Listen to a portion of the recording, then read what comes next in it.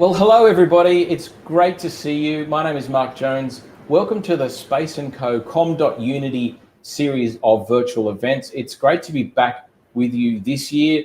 Hello to many of you who joined us last year for these events. And today I'm really excited because, of course, we are celebrating International Women's Day. The theme, of course, is Choose to Challenge. And I'm really excited about the conversation we are going to hold today with three amazing women. But before I get to that, just a quick note and a shout out to particularly all the Space & Co people from different locations around the country who are already on the chat. We've got this great chat back channel, as I like to think of it.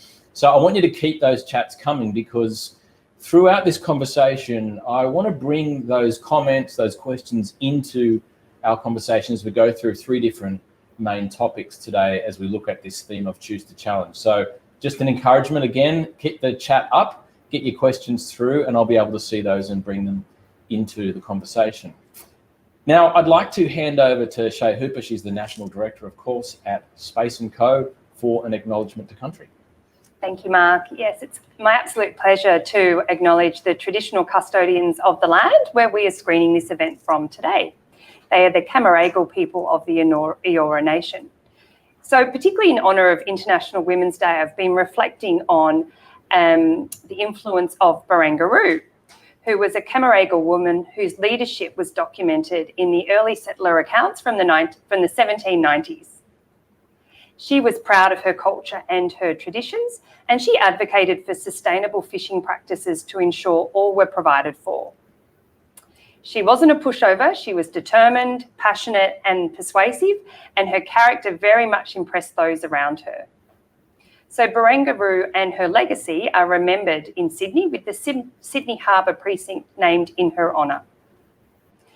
I also want to acknowledge the traditional custodians of the various lands on which you're all joining us today.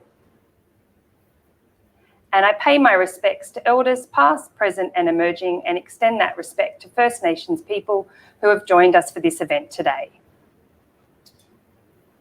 Fantastic, thank you very much. And I've got to say, Barangaroo, what an amazing place too. Indeed. And I just think it's fantastic the way that we can honour such an amazing woman. Now, let's get stuck into some introductions. And it is my great pleasure to introduce Annie Parker. She is the Global Lead for Equity and Inclusion at Microsoft for Startups at Microsoft. A couple of quick things about Annie. She joined Microsoft in 2018 as the Global Head of Startups. And then last year, she moved into her current role. She's got 15 years of experience working with digital startups and in a technology space and in consulting. She was also recognized by the Financial Review as one of the 100 Women of Influence in Australia in 2018 and winner of the Most Progressive Workplace Leader by Talent Unleashed. So Annie, it is truly a great pleasure to have you with us today.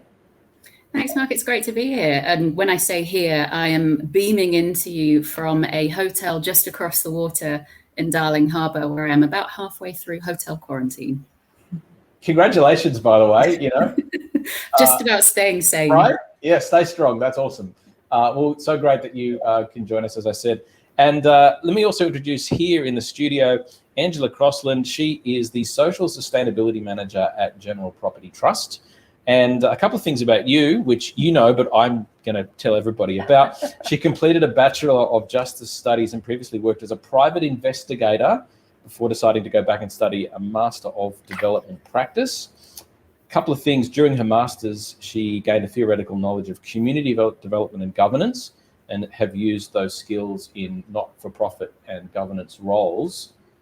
I've never met a private investigator before. I'm mildly intimidated. I'm sure you've got great experiences to share. Thank you for joining us. Thank you for having me. All right, now let's get into the topic and get this conversation running. It's quite clear that representation of women in politics, in leadership, and all sorts of areas of Australian business and community life, and particularly in technology as well, remains stubbornly low. So today we want to look at the status quo. We also want to celebrate the achievements of women in our community. And we also, as we round out today's conversation, look at the actions that we can all take to improve gender equity in society. So we've got a lot of things to discuss today, and I'm sure no shortage of comments either. So let's kick off with the status quo. As I said at the top, Choose to Challenge is our topic for Women's Day, International Women's Day this year. My first question for you guys is, what is it about the way that organisations operate today that we are seeking to challenge? These kind of structural things that are around us. Yeah. Well, I think nationally in Australia, the gender pay gap still sits at 14 to 18%. So we started measuring that about 10 years ago. And since we started measuring that, we really haven't seen that shift. And that's very significant. As you can imagine, it means that over the lifetime of a female, a woman will retire or stop working with 47% less superannuation than men. So that type of structural challenge is really significant in Australia and perpetuates a range of other impacts on the woman's life, but also their partner. So I think that's... And just to pick up on that, because I think it's a really, really significant issue in business, is that we don't fully appreciate the lasting impact of these short-term decisions, right? Yeah. That's superannuation, your retirement years, looking ahead. These are decisions that we make as leaders today that have lasting impact.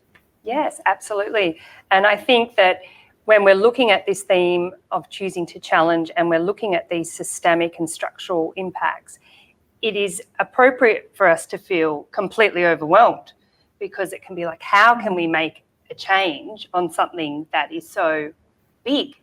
And I think through the discussion today, we can help to think about ways that we can act in a real local, sort of within arm's reach, have an impact, and that those little milestones all count towards leading to a better outcome. Annie, what's the global perspective here? You've got an extraordinary position of working not just here from Australia, but quite clearly you're in touch with headquarters in America and have a global perspective. So what are your thoughts on that? Look, it's sadly something that we see in pretty much every country around the world. There is still a colossal gender gap when it comes to pay, and it gets even worse if you are from a different minority or underrepresented group beyond being a woman. We have the fewest number of women CEOs in Australia than we've pretty much ever had. I think it's only 4 at last count, which is just, it keeps going down and down. And then if you look at the impact of the pandemic on all of these statistics, women have been overwhelmingly more impacted by losing their jobs because of the fact that they typically take roles that are part-time, and they also then take the overwhelming share of caring duties in the household as well. So if you've got, people losing their jobs on top of having to homeschool and looking after the family home, and perhaps also looking after an elderly parent, women tend to end up getting even more of a worse scenario than, and it's got worse through the pandemic, as I just flagged. Now, the other part that I always look at, and I look at this down a lens of technology, I look at the amount of funding that goes into women-led companies.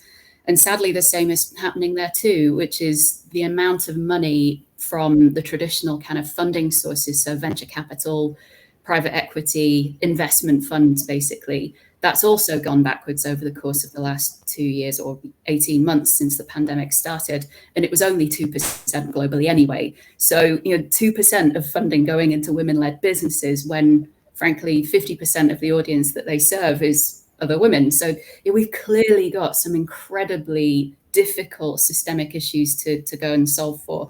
And, as Shey mentioned, that can get, frankly, a bit tiring. So, this theme of choosing to challenge, I would encourage anybody listening today, particularly if you are not a woman, to kind of recognize that it's your job to challenge too. Don't just leave it to the women to challenge for themselves. Well, you mentioned the women-led businesses and CEOs, and I wonder also, how does that extend across different industries, or, if you like, levels of seniority in businesses? What have you seen there? The other thing we're seeing there is a similar sort of stagnation on the numbers that, sort of in leadership positions. So if you look at the C-suite and then 1 or 2 levels below, that's remaining at a remarkably kind of stagnant level as well. And depending on your industry, it seems to be doing rather well. Ironically, there's a I say ironically because I was surprised. I was surprised to see companies like Suncorp and some of the banks doing quite well in this space. But then, of course, if you start to go into other industries across Australia, it's staying at a very stubborn, somewhere between 20 and 30% at that sort of middle management layer. And then, of course, it gets even fewer as you go to those more senior leadership positions at the C-suite level. Okay, so obviously it's harder to sustain these roles within an organizational context as you get more senior. And when I say sustain, I mean like as a decision, right? And a focus on support. Is that? I think for me, if you consider the concept of women being promoted into more senior positions that perhaps haven't been held by women before, not only is the fact that that woman is breaking the glass ceiling that was originally there, but everything around her then when she gets into that next environment is not made for her. So the concept of a woman taking time off to go and look after their children or to have a child perhaps has never been something that level of management has had to consider how to support. So, the concept of promoting women isn't just about the promotion itself. It's then about the support processes, systems, and care that's in place for her when she gets there. And so, Annie, as an extension of that, do you think then it's shifting that conversation from not just achieving a diversity outcome or a quota, but as I think you would own so well, is shifting it to think more about inclusion. When we think about diversity and inclusion, it's kind of sophisticating us beyond just diversity, but into the inclusion side. Do you want to speak to what you see as the distinction there? Yeah, and look, this one's a particular kind of soapbox bugbear of mine. Too many companies have sort of looked through their list of what are the things that we need to do to achieve diversity. So whether that's we've hired a couple of women on the board, or we've improved our overall percentage of women in our company, tick the box, or we've sponsored an event. And don't get me started on the amount of events where it's an International Women's Day thing and they give us some cupcakes and that's meant to be job done. You're like, dude, come on, we've got to do more. And I think that's sort of where I get frustrated now, is that a lot of the diversity programs that I see are typically either outsourcing the problem by sponsoring somebody else's program, or it is literally just taking that first step of, we hired a woman, our job is done. And of course it isn't, because equity, which is really what we should be talking about, diversity is one thing. Diversity you can have diversity of thought, you can have diversity of the fact that I've traveled around the world, or I've all of those different ways. But if you actually want equity in your business, you don't just need to recruit more diverse leaders, but you also then need to give them the opportunity to contribute, to be empowered to actually make decisions, to have resources, to have the funding.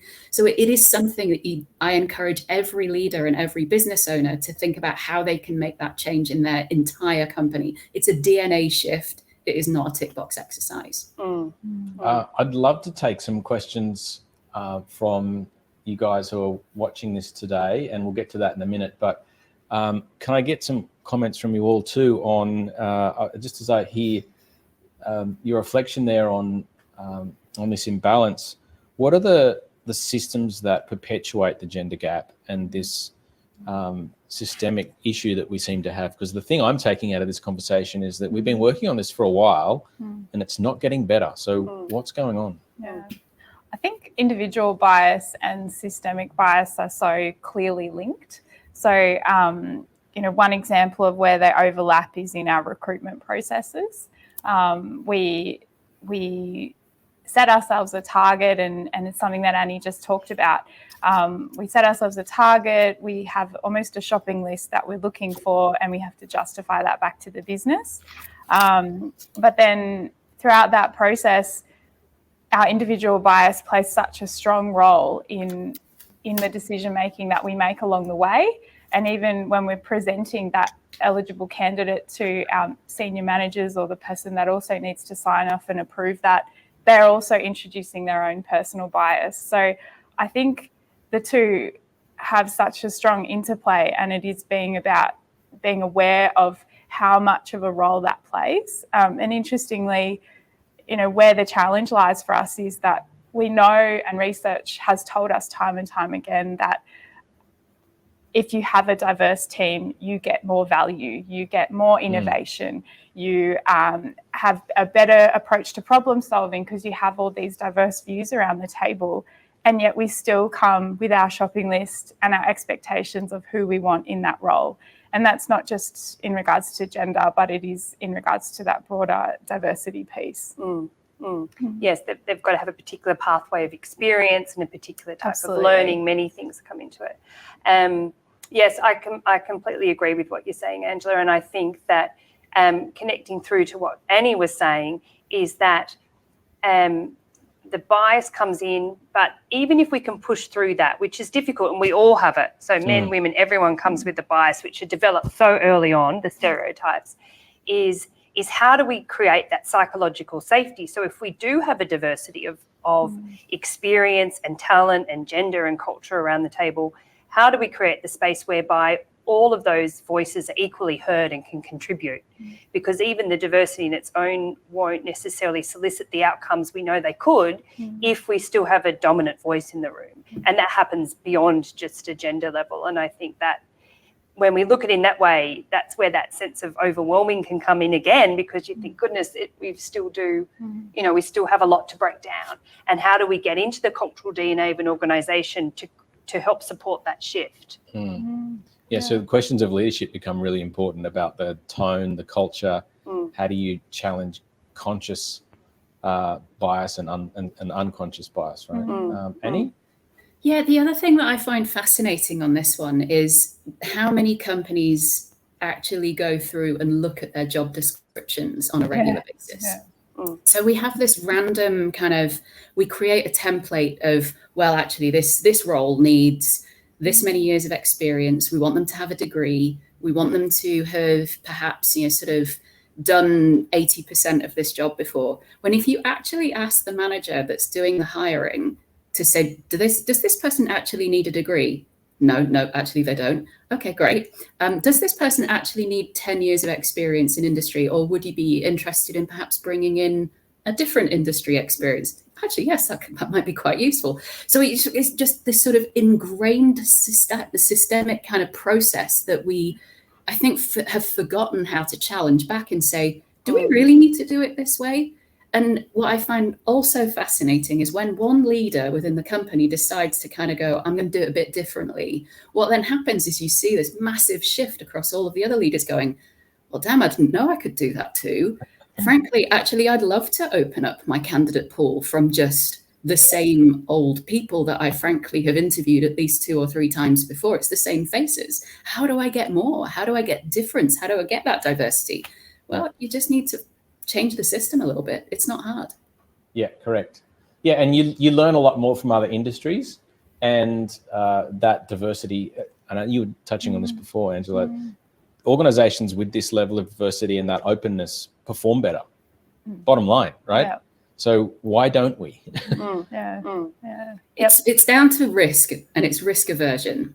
So typically managers keep doing the same process because it's sort of worked before and I haven't been shouted at for it in the past. So I'm going to keep doing the same thing because no one's telling me to do any different, or no one's perhaps also said out loud, I empower you to do something a little bit different. And then here's the other sort of flip side and again, I know I'm ranting, I'll stop in a minute. On the recruitment side, there is genuine sort of research and evidence out there that if you have a big laundry list of requirements and skills and experience, a woman will look at that and wait until she can tick every box or most of the boxes before she even considers applying. Whereas men typically tend to go, I'll just throw my hat in the ring and see how it goes. So the more requirements you put on that list, the less diverse pool you're going to get. And I think that's so interesting, thinking about as well what we've seen in the last year, definitely, and the role that female leaders have played in this COVID environment. There's some research starting to come out to back up this anecdotal evidence of us saying, well, female leaders have really been so successful, and all around the world we're looking to those female leaders for guidance, regardless of what country you're in. And I wondered, and this is, maybe just a question to put it out there, but how much of what you were just talking about, Annie, has played a role in that? Were women in these leadership roles waiting so that until they had a full checklist before they put their hand up to be Prime Minister or President or whatever it is that is the leadership role in that country, compared to their male counterparts? And is that really what's shown us this change, and where we've seen around the world women really coming out on top? What is that? I just, it's been incredible to see. Yeah. Sorry. I agree. I agree. I think I'm sitting here thinking about all the times I've said, oh, but I can't. Oh, but I can't. And I know that I need to, stop that. And I think that's where we can bring it back to our own self and help with our own self-awareness, and be like challenging our own thinking to know how we're even perpetuating it in ourselves, to know what we can do, what we can't do, what are we able to do, and actually be able to look at all the opportunities and the stretch that comes with those, and embracing it for what you can bring to it, regardless of what box you do or don't tick. So personal lessons happening here.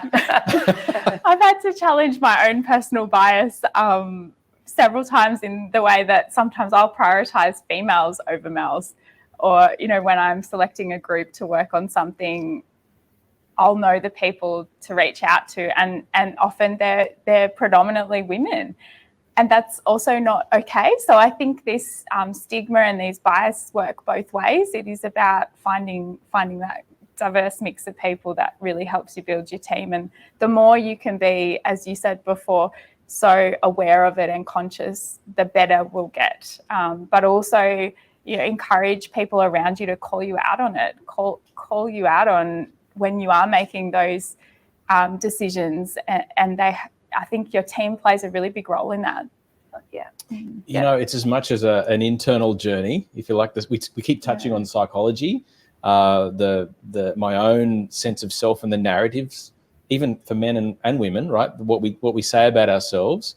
And as I think about the opportunities, you've sort of touched on these opportunities, and I love that story that came out about the pandemic, and the countries by and large that did quite well in the pandemic were led by women, not just New Zealand, but in other countries around the world, right? So I wonder, what are the other opportunities we can imagine then, if we think constructively? Let's just say we kind of get ourselves together and we're, walking forward. What would you say the opportunities would be? If we had more women. More women in leadership. And I think they're infinite. I think the possibilities. Well, that's that done. That's sorted, right? Done. Better balance, better world. Wasn't that the theme a few years ago? I mean, I just think there is, by having leadership, a diverse leadership, being gender, or all these things, I think the possibilities are endless. Right. In terms of opportunity, I think better economic outcomes. I think you just bring a different perspective to global problems. I think I can only see, and this is, okay, so I'm definitely showing my bias here, but I truly believe, that's why I champion this, that will lead to better outcomes. 100%. The only thing I'd add there is just the logic part of this. All right, so let me appeal to the logical side of people's brains. And this is a mantra we use at Microsoft as well. It comes from our CEO, Satya Nadella. And he says, if you want to serve the world, so whatever your service is, whatever product you make, then in order for you to serve as much of the world as possible, then you need to understand how to represent that. Now, you can't design a product or service for an audience that isn't necessarily in your business if you don't invite that group to come and help you design that product with you. So whether that's a woman, a person with a disability, a person of color, LGBTIQ, people from who are older rather than younger, different countries, if you don't invite that opinion to come to the table and help you design the product, service, or solution, it won't work. It won't represent and serve that audience. So just even from a logical, sort of common sense kind of part of my brain, even if it's the right thing to do, which of course it is, just the logic part of my brain can't see any other way of doing this other than you have to have equality and inclusion in your business. And just to reflect, what you're speaking about is reflected in your title. So equity and inclusion seems to be the opportunity. So if you take those two things as what we're working on, how do we create equity and how do we systemically build that? And then inclusion, who do we include and why? And what are the decisions that we make around that inclusion? Is that the sort of mindset that you're bringing? Yeah, exactly that. And in terms of having equity in your business, I'll give you an example, and this is actually one from the part of the team I work in at Microsoft. So we work with startups. We want to work with companies that are a little bit more progressed rather than just still figuring out who they are and whether or not their idea is going to work and whether or not they can convince a customer to part with some money for it. So typically we work with companies that have had a little bit of funding. They've got some customer revenue coming through the door. And it's kind of obvious when I say this out loud, but I said it a couple of minutes ago, 2% of funding globally goes into women-led companies. So if by definition, I'm going to sort of look at a set of requirements for coming into our program of you must have had VC funding, venture capital funding from an external market, I am automatically building in bias into our system. Yeah. So it's a way of just kind of pulling everything back to its basic principles of your product design, your service design, and how you go to market, and making sure it is equitable for everybody that you are trying to sell and serve to. Now, the inclusion part is how do you actually get the solution for that? Well, you don't do it by yourself. You invite those audiences and those groups to come around the table and help you understand what issues they face, what barriers they have to getting to that product, service, or solution. Or equally, that they may not have barriers, but whatever that solution looks like right now doesn't solve their problem. So again, equity is thinking about how your product, service, or solution is presented to your customer. Inclusion is how you design it so that that customer gets what they need. Now, just to be a little bit contrary, if you can forgive me for offering a contrary view in our opportunistic, upbeat segment of the conversation, but it's hard work, isn't it? And we have to go from this strong sense of motivation that let's just say we want to do all of those things. We actually have to make them habits as well, don't we? Like, how do we it's never easy, but how do we make it easier? Change comes in extraordinarily painful increments. That's the way I look at this, right? If it was easy, somebody would have done it already. Right. Now, just because it's not been done doesn't mean it shouldn't be done. And I think the part here is we need to just keep taking those baby steps. So, you can look at how you write your job descriptions. You can look at your recruitment processes, how you look at, sort of which hiring pools are you going to go and actively advertise to, compensation and benefits, promotion, pay equity, all of these different things. You just keep tackling them one by one. And the important part about this for me is that you report back on the progress. So you go back to your employees, your leadership team, and say, here's what we committed to do over the next 3, 6, 12 months. Here's how we did. These things worked, these things didn't. And I think the part that I see an awful lot of companies and leaders sort of stepping away from is feeling like they can't admit when something hasn't worked and it's been a failure. Please don't think that. And I know that there has been, sort of many examples of, sort of a quick, a massive pile on when somebody gets something wrong, particularly in, if you do something very, very public and in the media. It's okay to make mistakes as long as you're honest about it, and as long as you show how you're going to resolve the situation. I've seen so many leaders, sort of do this really honestly and openly, and the founders of Atlassian are a great example. A few years back, their company culture was pretty toxic, and they've turned that around, but they didn't do it overnight. It took time. Those sorts of things do take an awful lot of time to do, but it equally takes a huge amount of commitment from the leadership team as well. Well, we got a question here from Jai and the team at MLC Centre. So hello to you guys. What will the workplace look like for women in 2030, I should say, if we keep building on those ideas that you're talking about? I think there's a few things that I would love to see, and this is a bizarre thing to say out loud, particularly given that I'm talking to you from hotel quarantine. But there are a few things from this pandemic that I hope stick. Number one, the flexibility to be able to work from home or work from wherever you need to be. The fact that we've now got a lot of perhaps more traditional businesses, whether it be in education, banking, healthcare, that are actually looking at ways to use technology to enable their workforce to work remotely. That will significantly help women. We talked earlier about women often taking the lion's share of caring and home kind of responsibilities. So being able to have that flexibility to work from home will be super helpful. The other thing that I think can be really interesting about what's also happened with the pandemic is this concept of perhaps we don't all need to live in the main city, that perhaps we can do our work from a more satellite city or different parts of Australia, because as long as you've got an internet connection, frankly, you should be able to do your job from anywhere, or quite a lot of jobs from anywhere. Now, those things for me, I think will be a huge step forward, not just for women, but for all the workforce, but particularly for those in underrepresented groups, because that flexibility, that ability to be able to do your job from anywhere is a huge step forward. So number one, I hope some of these things from the pandemic stick around. Number two, I hope that we actually do start to reflect and deliver some of the things that women have had for quite some time around maternity leave, that guys tend, a lot of Australian businesses do give men paternity leave and the ability to sort of take that time off to be with their newborn if and when they want to. Most Australian men don't take it though. I want to see them take that more. I want to see them sort of having that sort of ability to deliver on not just their work life, but also their home life. And I think that balance is really what I'm looking to see, not just for women, but for everybody, because I think everybody will end up improving and getting something out of that. Yeah, for me, I mean, I've loved I think everyone's remembered that we're all human.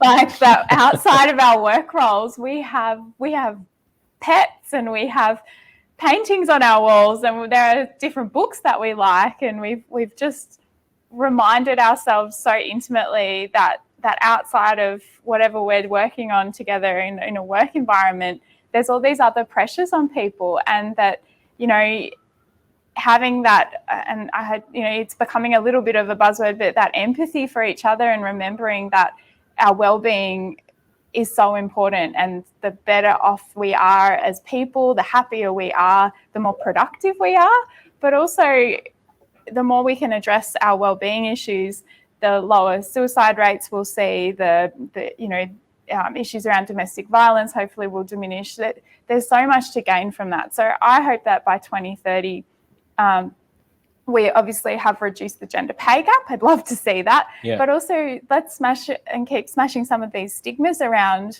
as you talked about, men taking parental leave. That's just such a normal thing. There are parents in a child's life, and both deserve that time. So I think those things, really help our well-being. And by 2030, I hope that we'll see reductions in some of those really significant health and safety matters in our societies. When I think about 2030 as well, I reflect on what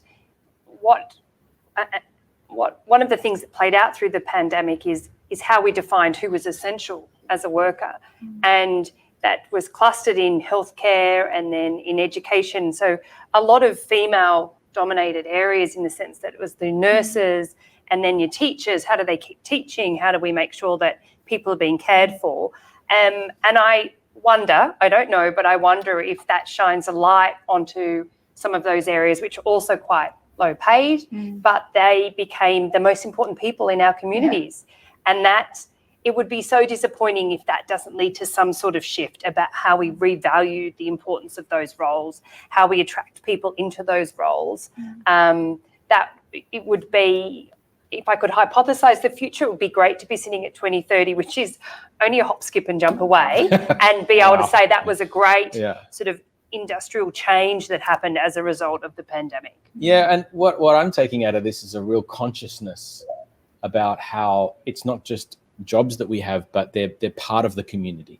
They're part of the fabric of what it means to live in this world, right? And so as leaders, hopefully more diverse, inclusive leaders, we're consciously building in programs and ideas and feedback from people to make their whole of life better, not just what's good for the company, right? And it does seem like the conversation is really excitingly heading towards, I would suggest, a tipping point in making that a structural reality, right? Isn't that the goal? We want this to we've got to get all this stuff right and set the train in motion. One of the things I'm most excited about is seeing this shift where diversity and inclusion was this thing out on its own. And Shey, you know this so well. It was this almost extra thing that that predominantly corporates with a lot of money could afford to invest in and set time and people's time aside to deliver on these things. Whereas now we're seeing a big structural shift where that's becoming part of our core value sets. It's becoming part of core business expectations.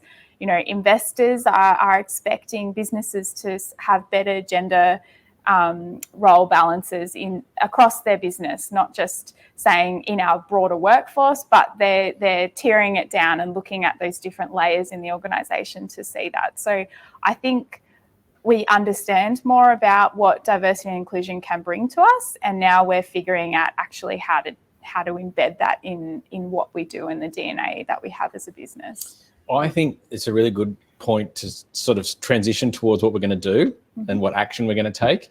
And the good news is the comments are streaming in, the questions are streaming. Everyone's warmed up. Do they have the answers, or they just? Well, there's a lot of questions here, to be honest. I think they're expecting us to have the answers. Oh, let's try. So we might go to you, Annie, for this next one. And let's see, we'll keep our responses short so we can steam through as many of these questions as we can in the time available. So what woman has positively impacted you in your career? And what's one lesson, just one, what's one lesson that she taught you, Annie? Pip Marlow, current CEO of Salesforce Australia and New Zealand, was the former country manager here for Microsoft Australia, was also, I think, head of customer at Suncorp as well. Incredibly well-respected leader. When she heard that I was looking at joining Microsoft, she took me aside and she gave me some coaching on how to make sure I could negotiate a really good compensation package. She told me what level I should come in at. She was helping me understand all of the different workings of the machine. She deliberately spent time with me. By the way, we chatted on Twitter a couple of times and maybe met at one function. We were not close friends. Thankfully, we are now. She's a fabulous human. But somebody who took the time to make sure that a new female leader coming into the business was being cared for properly and compensated correctly, that made a huge difference to me. That is awesome. You guys? You're on the spot now, by the way. Yeah. Yes. You go, Angela. I couldn't name one, to be honest, but definitely the women in my family. My mum was the first woman in her family to go to university. She studied science. She worked part-time growing up because she wanted to, it was just part of who we were. So I think, not a tidbit of advice, but just how powerful those examples are in your life to have. So if you are a parent, or if you're an aunt, or if you're a pseudo-aunt like me to many of my friends' children, remember the role that you play as a mentor to younger people coming through. My mind went to many different places as well, but if I had to pin down one, I do remember many years ago, early in my career, I went to, perhaps it was an International Women's Day luncheon. I can't recall what the event was, but Elizabeth Broderick was speaking. And it was the first I'd kind of heard about targets or quotas, and she was really out there in her thinking about it. And she's inspired me at that time, and I've really followed her career and heard her speak on a few other occasions since then. So she's definitely been someone in that professional corporate space who I've always admired, and I feel like she's really championed lots of change and left a great legacy. So that's awesome. Well, I think building on this, this is from an 8X member. How can women in senior positions encourage other women? We've had a great story there about Pip Marlow. Any others? Any other ideas about what we can do to encourage women? I think it is about those relationships you have. Everything always comes back to genuine relationships, not just a transaction. And Annie, what you described there is someone who saw value in providing that advice that maybe they didn't have. So I think it's it's looking for ways that you can build relationships in your network to even understand what the challenges might be, because potentially you've got advice that you can share with someone else regardless of what level you're in. Yeah. And looking for the theme for me is it's about paying it forward. So, what Pip did, as you just sort of alluded to, is perhaps she wasn't given that, sort of help and support by other leaders, or perhaps she was, and that helped, sort of inspire her to want to pass that on to others. And I think for me, that's the point. It's like, whatever you've got, pay it forward so you can help others just get that one step up the ladder a little bit quicker or a little bit easier. Let's go to the next question. What is a piece of advice you'd give to us about challenging our peers in the workplace? And this is from Space & Co members down in South Bank. I think it's that culture of feedback, right? So I had an amazing manager a few years ago, and he just built it into every conversation that we had, every meeting we walked away from. What's one thing we did really well, and what's one thing we're going to do differently next time? And it's so simple. It's not anything new, but doing that all the time helps you uncover these little gems that you maybe didn't know about yourself, because you're giving that feedback to your colleague or to your peer. And doing that consistently, it breaks down maybe some concerns people might have of opening up or speaking up, and it just becomes so normal to give that feedback and challenge those biases. Great. I think that's excellent advice, actually. I don't know that I've had that where that culture of feedback has been developed, but I think that would be, because my instinct when you ask that question is, what would be the advice? You've got to have courage, because to call something out in your peer set is, some people that may not be a space that you can do that at all. So you've got to have courage. But as a leader, if you can influence an environment whereby it becomes normalised to be able to say, what did we do? What do you do better? Then you're setting yourself up for success. Shey, I would 100% reiterate that. And I think this is really important. If nobody listens to anything else I've said other than this one thing, the standard you walk past is the standard you accept. If you feel like something is not fair, is abusive perhaps, or is just plain wrong, and you don't speak up, honestly, that's you can answer to yourself however you want, but that's my mantra to all of you. The standard you walk past is the standard you accept. Yep. Couldn't agree more. Let's keep moving then. Do you have any positive examples of C-level executives not only encouraging female or members of minorities to leadership roles, but also actively rewarding members of leadership who do follow up? And this is from 580 George. Look, two of my other favourite Aussie leaders, David Thodey, who obviously used to be the CEO of Telstra, many, many other roles since then. Fabulous leader who, and the other person I'll mention is Stephen Worrell, who runs Microsoft here in Australia now. Both of those leaders for me have a couple of things in common, which is they are humans first. They, when they turn up to a room and they ask their leadership team to do something, they do it either with them or they've already done it before they've asked their leadership to do it too. It's a genuine culture of, I am not asking you to do anything that I wouldn't ask of myself. And they are very honest and open about how that works. So those are two people that I really like to work for. Fantastic. Any other comments on that? No? Okay. Well, that's great. So there's lots of comments that have been coming through, and that's been really encouraging. I think we are going to move to wrapping up, but I think we had a couple more questions to go. I want to pick up on just a couple, which is if you had a track record of promoting employee wellbeing and actively improving systems and practices, and this was all set up to support women, what lessons have you learned, and what lessons you think we could all take away from today? Annie, I'll go back to you on that one. I've got a list. All right, I'll try and rattle through it quickly. Rapid fire. So we mentioned job descriptions earlier on. Super practical step. Go and look at your standard job description and take a red pen and delete everything off it that actually really isn't necessary. Only put things in your job description that are genuine mandatory requirements. make sure you look at the language you use in that job description. So in the technology industry, we often want to say that we want, sort of like a rock star coder or a ninja programmer. Frankly, those sorts of words are actually quite, sort of big turnoffs for certain parts of our communities, particularly women.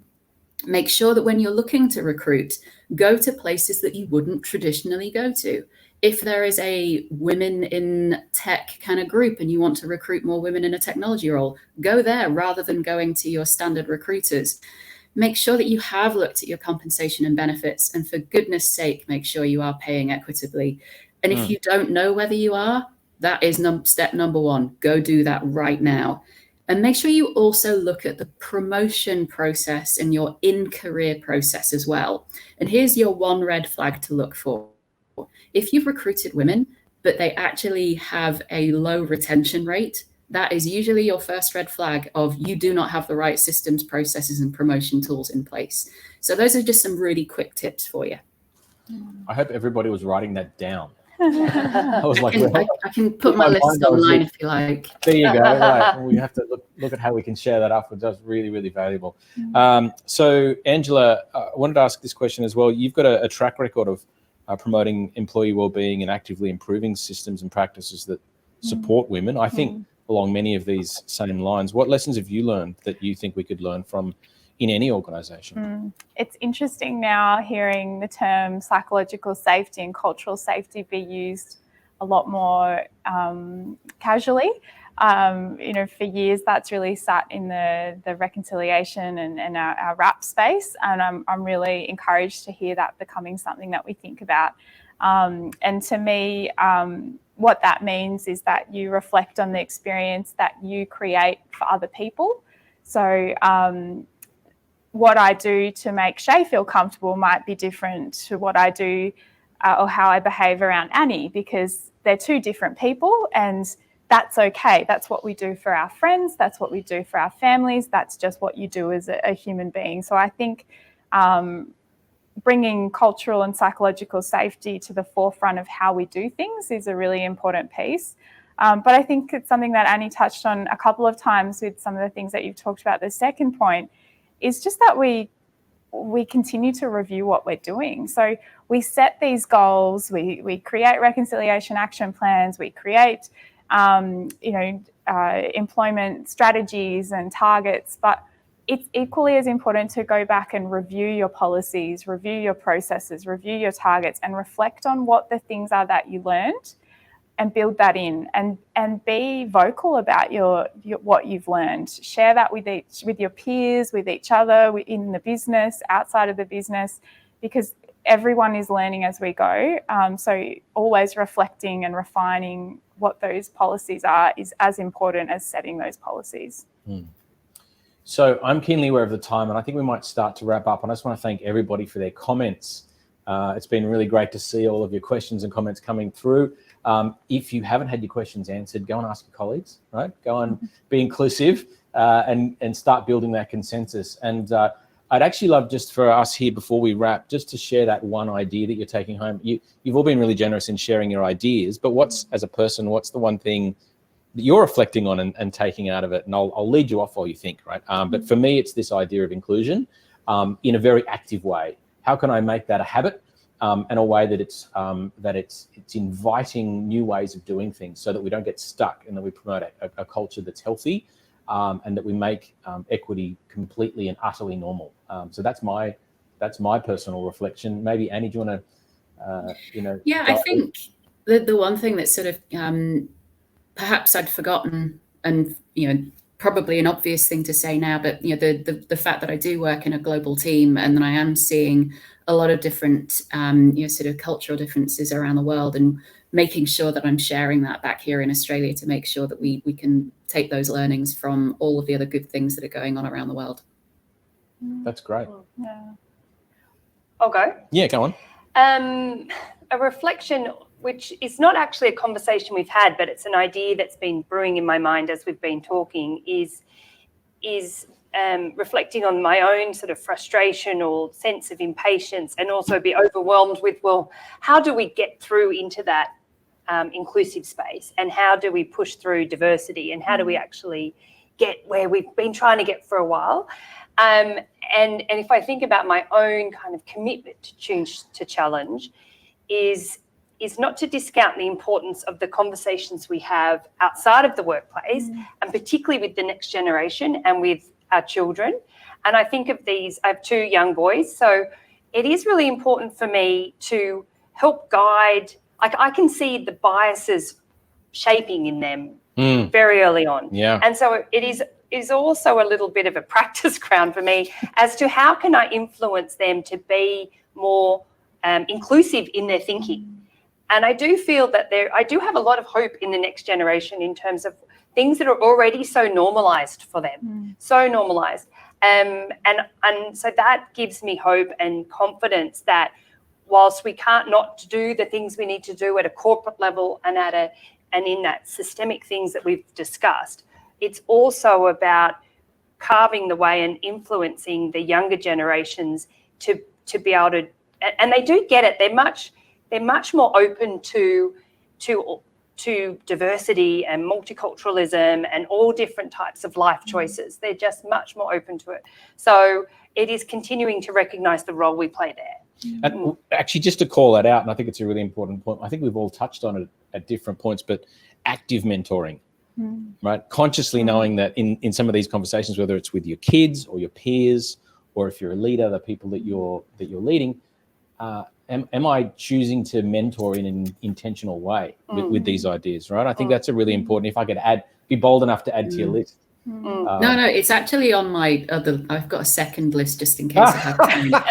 and it actually did say, literally the top of my list is don't just do some mentoring. Make sure it's action based. So what was the outcome of that session for that woman that you are mentoring? Is it that you are going to promote her or advocate for her to be promoted into a new role, or that you are going to perhaps give up one of your speaking slots at the next session that you've been invited for, or perhaps there's a non-exec director board position coming up and you're being asked for your recommendations for who should take that.